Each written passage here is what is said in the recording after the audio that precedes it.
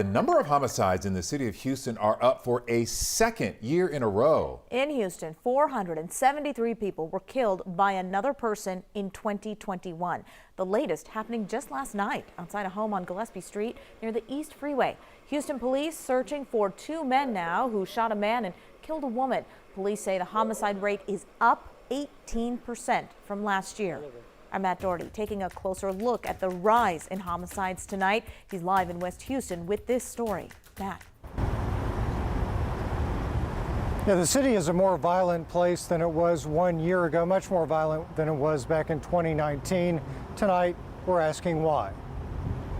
473 up until tonight. That's an 18% increase over last year and a 70% increase over 2019. You'll remember many of the homicides that received widespread attention. Some of them were attributed to road rage. Every day I wake up and I realize my son is dead. Back in July, police say a driver shot and killed 17-year-old David Castro as he and his father left an Astros game. Other homicides, police said, were related to domestic violence. We have reason to believe that there's some type of relationship.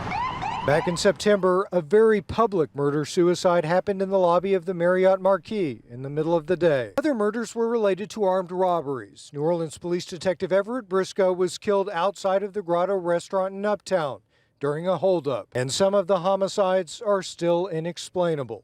A man was shot and killed while on a date inside the downtown Aquarium restaurant in July. Police say the shooter had been drinking at the bar when, for no reason, walked over to a couple and shot them. We've seen an increase in violence across the country. Obviously, COVID-19 exacerbated a lot of this. We've seen people move to violence much quicker than in times past. We know that there's an uptick in gang activity and drug activity and in domestic violence. Rania Mancarios with Crime Stoppers says the crimes of some repeat offenders is escalating, going from aggravated assault to murder when they're released from custody. Now, the Houston Police Department declined to give us a comment for our story tonight. Crime Stoppers tells us that reportedly the most violent year in Houston's history was back in 1981, when we saw more than 700 homicides that year. Back to you. Matt Doherty putting it into perspective for us live from West Houston. Thank you so much.